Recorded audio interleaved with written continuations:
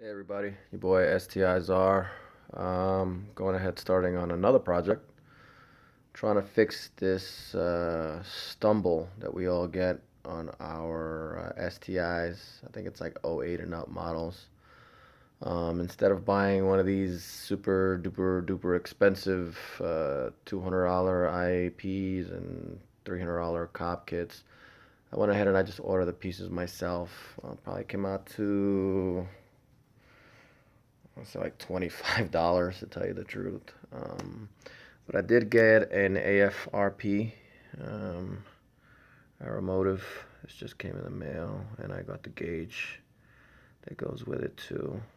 Um, and I ordered all the little accessory pieces because I only got one inlet port. This is your return port to the firewall, so that will go here.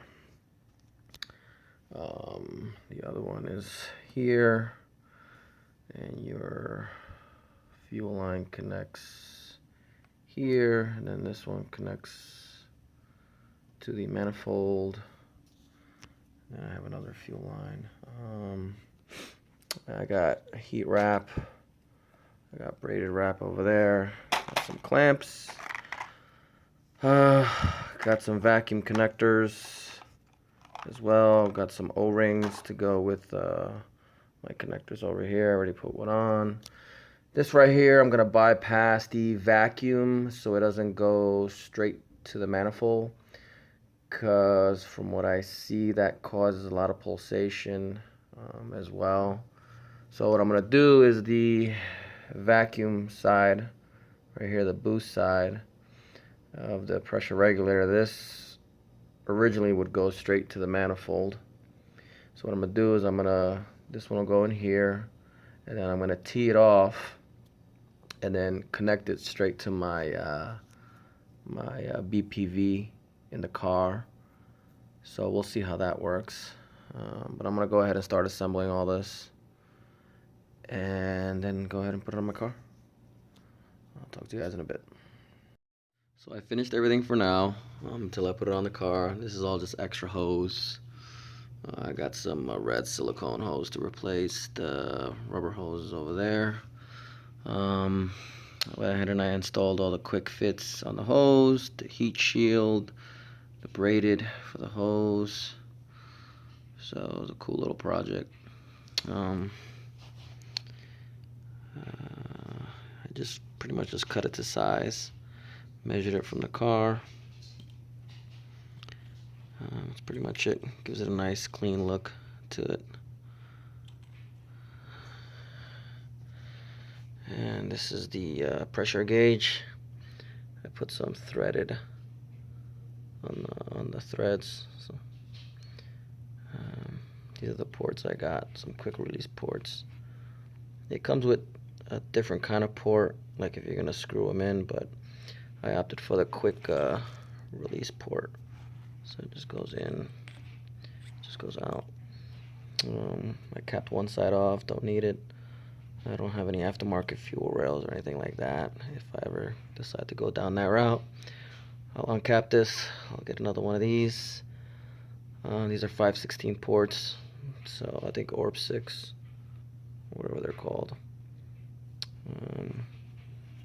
So this is the regulator, the adjuster up here. You unscrew that, you pull out this vacuum line, you put your thumb on it, and then you see where it idles. So Subarus are pretty much around 43 psi. Typically almost every car is about 43 psi. So, alright, let's go ahead and go put this in the car. Everybody. So I went ahead and I took off the whole fuel rail, whatever mechanism that was. And this is what I made right here, this wire. This fuel line. I got these connectors right here. Went straight through. I got the heat shield, I got the braided. Went straight through. This is the feed line. So it's straight through, there's no dampener. Then this is the return line right here. Went straight down into my flex fuel. And from my flex fuel, it comes straight up right into the import of the adjustable fuel pressure regulator. And then you can see the return lines on the bottom.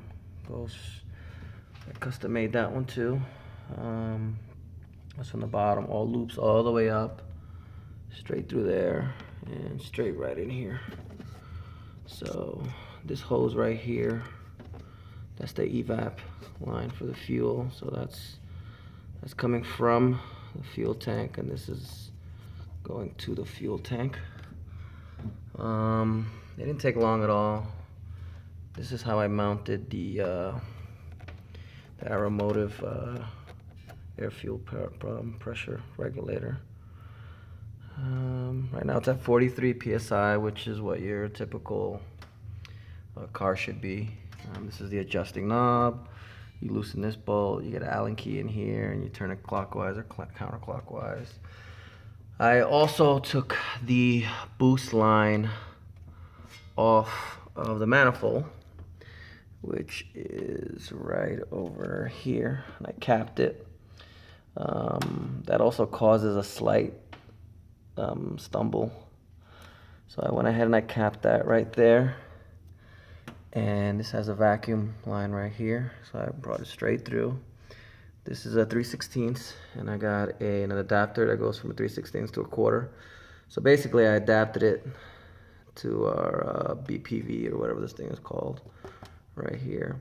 So this is your natural, the vacuum line. This end would theoretically go right here. So I went ahead and I bought some 1/4" silicone, got a T, 1/4" T on all ends, and so they could share it. And then that's where I capped it off from the 1/4" to the 3/16, so it can fit over here. I didn't feel like taking off the intercooler, but I'm gonna go ahead and switch this line as well to the red silicone. I just gotta tidy her up. I already took her for a test spin. When you put this on, you gotta take off this, well, at least I did. Take off the 15, the fuse for the fuel pump. It's in this corner right here. It's the blue one.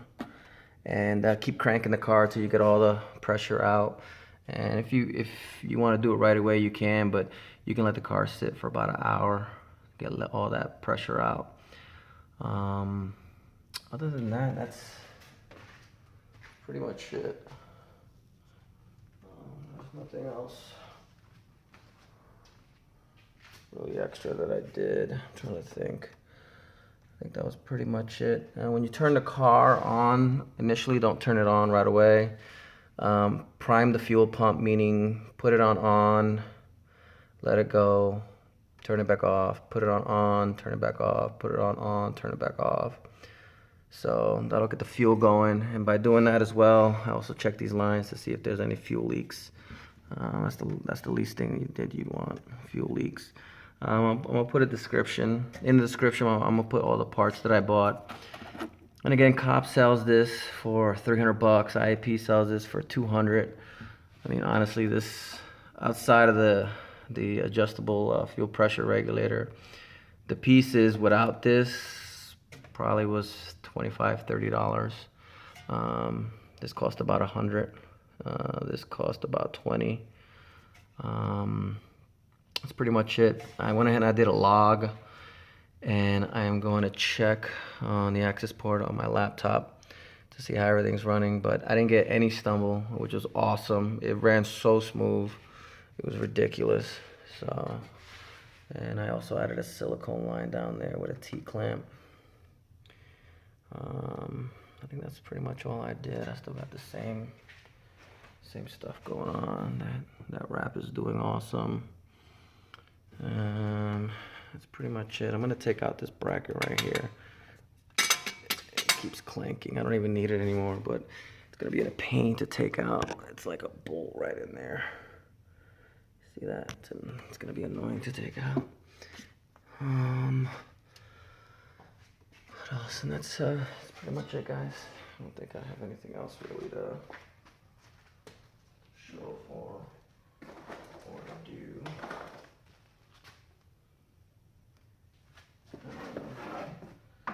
This right here is what I was looking for.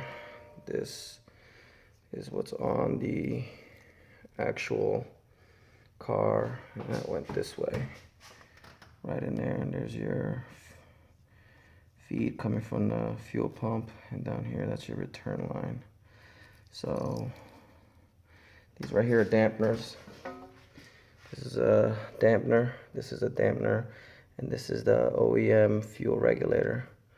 The stumble, they think, happens from here to here. So theoretically, this damper right here is beyond the fuel pressure regulator. So people don't understand why it's there. But so anyway, I'm gonna keep this for now. So just in case something happens or whatever. But I'm gonna go check some logs. Hope you guys like, subscribe, let people know. I'll put the descriptions of all the pieces that I got, where I got them. Home Depot, 50 cents, 50 cents. This line, I want to say it was like $1. Probably the silicone lines were probably like $2. Fuel line was the most expensive thing. It was like $9 at Napa. The shield was like $2. This heat wrap was like $1. Clamps are clamps. These clips right here, there were $3 each, and I got 4. So all in all, again, it was an easy, pretty simple installation. So, all right, talk to you guys later.